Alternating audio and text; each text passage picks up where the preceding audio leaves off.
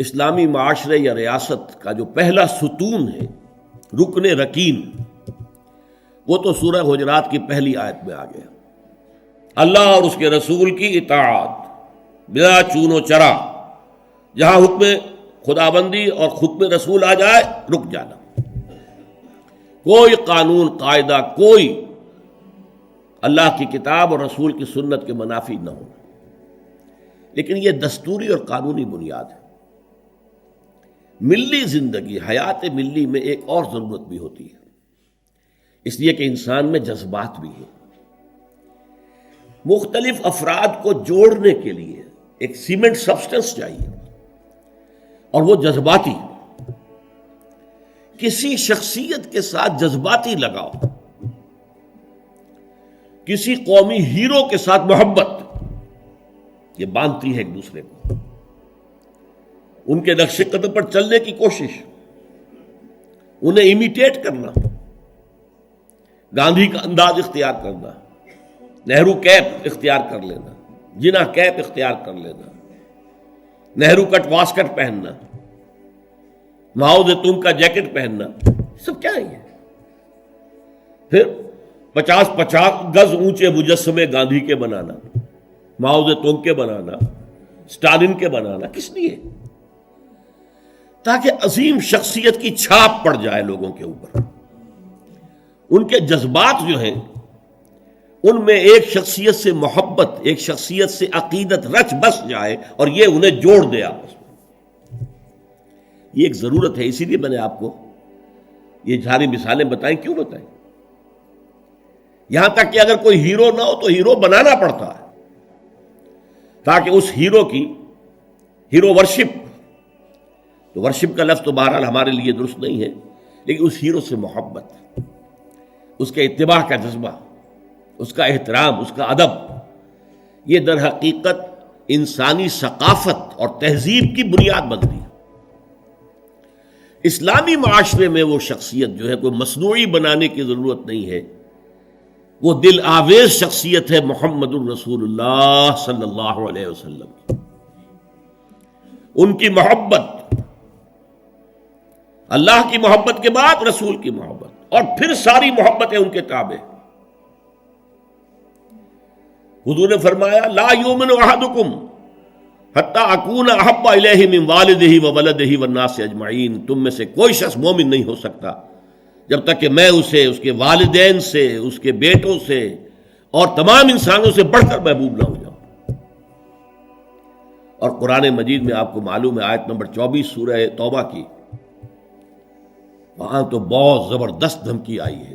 قُلْ إِنْ كَانَ آبَاؤُكُمْ وَأَبْنَاؤُكُمْ وَإِخْوَانُكُمْ وَأَزْوَاجُكُمْ وَعَشِيرَتُكُمْ وَأَمْوَالٌ اقْتَرَفْتُمُوهَا وَتِجَارَةٌ تَخْشَوْنَ كَسَادَهَا وَمَسَاكِنُ تَرْضَوْنَهَا أَحَبَّ إِلَيْكُم مِّنَ اللَّهِ وَرَسُولِهِ وَجِهَادٍ فِي سَبِيلِهِ فَتَرَبَّصُوا حَتَّىٰ يَأْتِيَ اللَّهُ بِأَمْرِهِ وَاللَّهُ لَا يَهْدِي الْقَوْمَ الْفَاسِقِينَ۔ اے نبی ان سے کہہ دیجئے، دیکھو سن رکھو، اگر تمہیں اپنے باپ، اپنے بیٹے، اپنی بیویاں، اپنے رشتہ دار، اپنے بھائی، اور وہ مال جو تم نے بڑی محنت سے جمع کیے ہیں، اور وہ کاروبار جن میں کساد کا، مندے کا خوف رہتا ہے، اور وہ حویلیاں اور کوٹھیاں اور محل جو تم نے بنائے ہیں بہت محبوب ہیں، اگر یہ 8 چیزیں محبوب تر ہیں اللہ سے اور اس کے رسول سے اور اللہ کی راہ میں جہاد کرنے سے، تو جاؤ دفع ہو جاؤ، ادھر بیٹھو یہاں تک کہ اللہ اپنا فیصلہ سنا دے، اور اللہ ایسے ناہنجاروں کو ہدایت نہیں دیتا۔ تو یہ ہے در حقیقت دوسری شخصیت مسلمانوں کو جذباتی طور پر ایک دوسرے قریب لانے کی۔ جب میرا بھی ایک جذباتی تعلق حضور کے ساتھ ہوگا، آپ کا بھی ہوگا، تو ہمارا یہ حضور کے ساتھ تعلق ہمیں بھی قریب لائے گا ایک دوسرے سے، ان کی محبت کے رشتے میں ہم بندھ جائیں گے آپس میں۔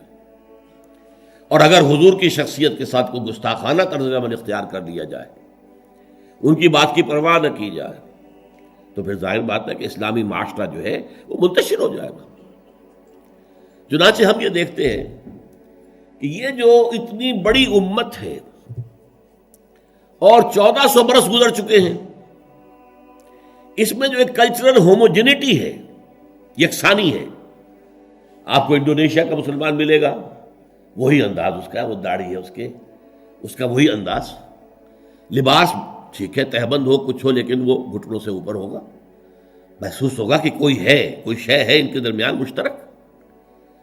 نماز کے لیے کھڑے ہوں گے بیت اللہ کے گرد تو سب نماز پڑھیں گے اور کسی کی نماز ٹوٹے گی نہیں، کہیں زیادہ فرق نہیں ہوگا، کوئی رفع یدین زیادہ کر رہا ہے، کوئی آمین بالجہر زور سے کہہ رہا ہے، بس صلی اللہ علیہ وسلم۔ باقی یہ کہ قیام ہے، اس کے بعد رکوع ہے، پھر قومہ ہے، پھر سجدہ ہے، پھر جلسہ ہے، پھر سجدہ ہے، پھر اس میں کوئی ترتیب میں فرق نہیں۔ یہ وہ چیز ہے جس نے اس امت کے اندر cultural homogeneity and cultural continuity پیدا کی ہے، نسل بعد نسل، نسل بعد نسل۔ ہم کسی اور ہیرو کو وہ مقام دینے کو تیار نہیں۔ اقبال نے بہت خوبصورت شعر کہا ہے، یہ زائرین حریم مغرب ہزار رہبر بنے ہمارے، ہمیں بھلا ان سے واسطہ کیا جو تجھ سے نہ آشنا رہے۔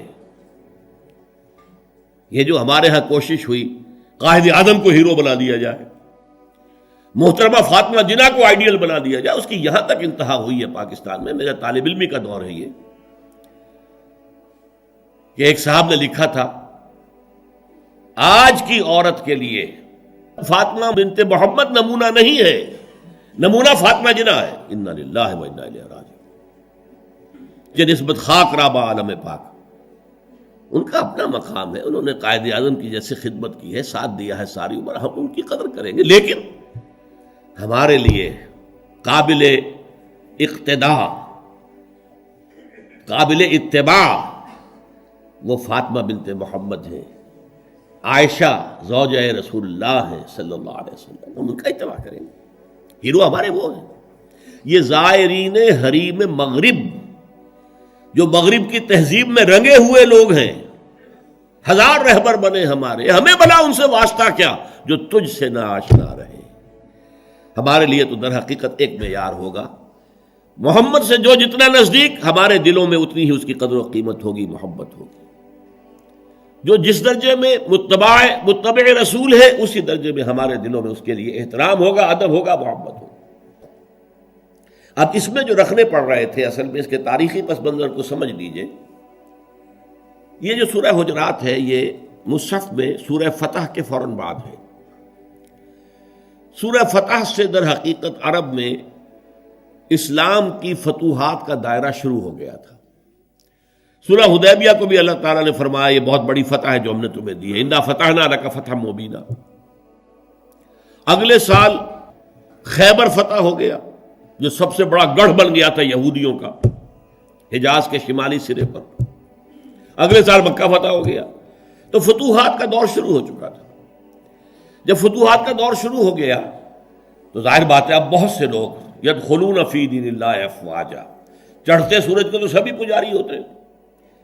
اب اسلام کا وہ دور جو تھا غریبی کا، اور اسلام جو ہے وہ کمزور تھا، ضعیف تھا، وہ دور ختم ہوا۔ تو وہ چڑھتے سورج کے پجاریوں کی بڑی تعداد اسلام میں داخل ہو گئی۔ لیکن ایک تو یہ ان کی دو تین چیزیں بڑی نمایاں تھیں۔ ایک تو وہ آ کر حضور پر احسان دھرتے تھے، دیکھیے ہم بغیر لڑے بھڑے اسلام لے آئے ہیں، ہم تو ایمان لے آئے ہیں۔ نمبر دو اکھڑ تھے، جو مزاج عرب کا ہے، اکھڑ، ادب اور احترام یہ ان کی لغتی میں نہیں تھی، بہت اکھڑ مزاج، قومن لدہ قرآن مجید نے کہا، جھگڑالو قوم، بڑی اکھڑ قوم۔ لہذا وہ حضور کے اس مقام کو نہیں پہچان پا رہے تھے۔ بس مان لیا آپ اللہ کے رسول ہیں، ہم نے مان لیا جی، بس اور کیا۔ لہذا ان سے بعض ایسی حرکتیں سرزد ہو رہی تھی کہ جو احترام رسول کے منافی تھی، اور احترام رسول کے منافی حرکتیں ہوں گی تو ملت اور امت کے پارا پارا ہونے کا اندیشہ ہے۔ سیمنٹ سبسٹنس جو ہے، جو جوڑ رہا ہے انہیں، وہ ایک تو قانون ہے، اللہ اور اس کے رسول کے احکام، یہ قانونی اور دستوری بنیاد ہو گئی، اور ایک ہے اللہ کے رسول سے محبت۔ ویسے تو محبت سب سے زیادہ اللہ سے ہونی چاہیے، لیکن ظاہر بات ہے کہ اللہ تو وراء الورا ثم وراء الورا ثم وراء الورا، اس کا تو کوئی تصور ہم کرتے ہی نہیں، کر سکتے ہی نہیں، کریں گے تو وہ شرک ہو جائے گا، کفر ہو جائے گا۔ جو بھی ذہن میں نقشہ جمائیں گے وہ اللہ تو نہیں ہے، کوئی اور شے ہے جو آپ نے بنا لی۔ می تراشت فکر ماں ہر دم خدا بندے دیگر، نیا سا نیا خدا بنا رہے ہیں۔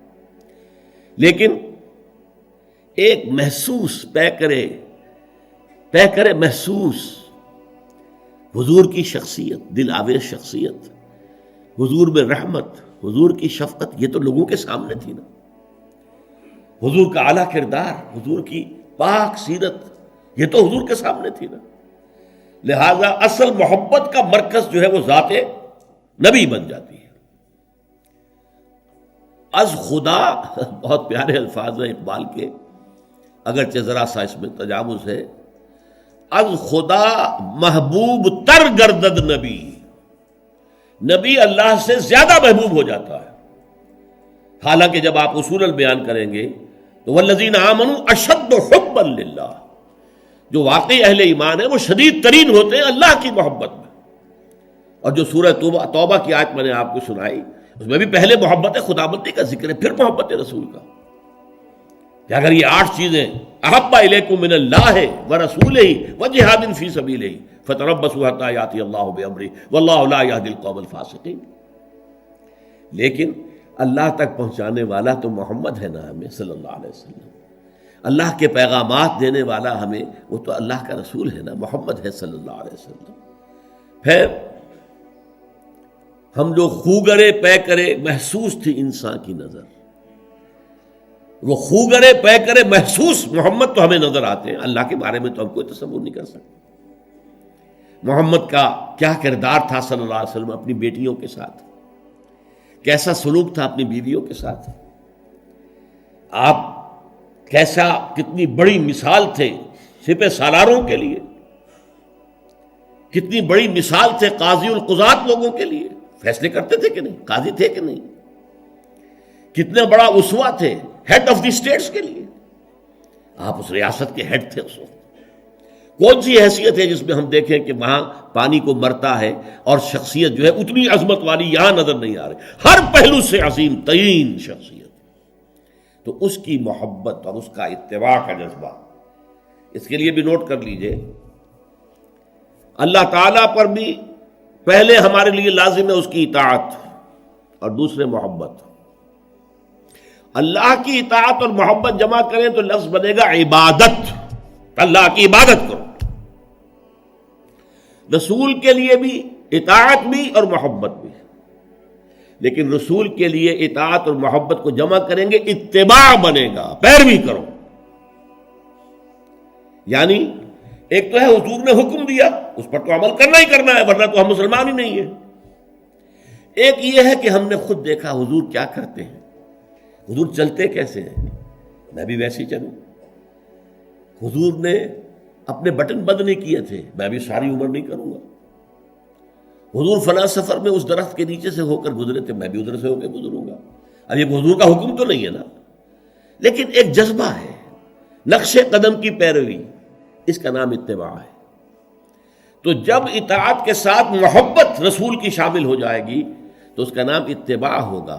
اللہ کا اتباع ہم نہیں کر سکتے، اللہ خالق ہے، مالک ہے، مدبر کائنات ہے، اس کی پیروی کیسے کریں گے؟ ہاں رسول کا اتباع جو ہے، قل ان کنتم تحبون اللہ فاتبعونی یحببکم اللہ، اے نبی سے کہہ دیجئے اگر تم اللہ سے محبت کرتے تو میرا اتباع کرو، اللہ تم سے محبت کرے گا. تو اللہ کے لیے اطاعت جمع محبت مساوی ہے عبادت کے، اور رسول کے لیے اطاعت جمع محبت مساوی ہے اتباع کے.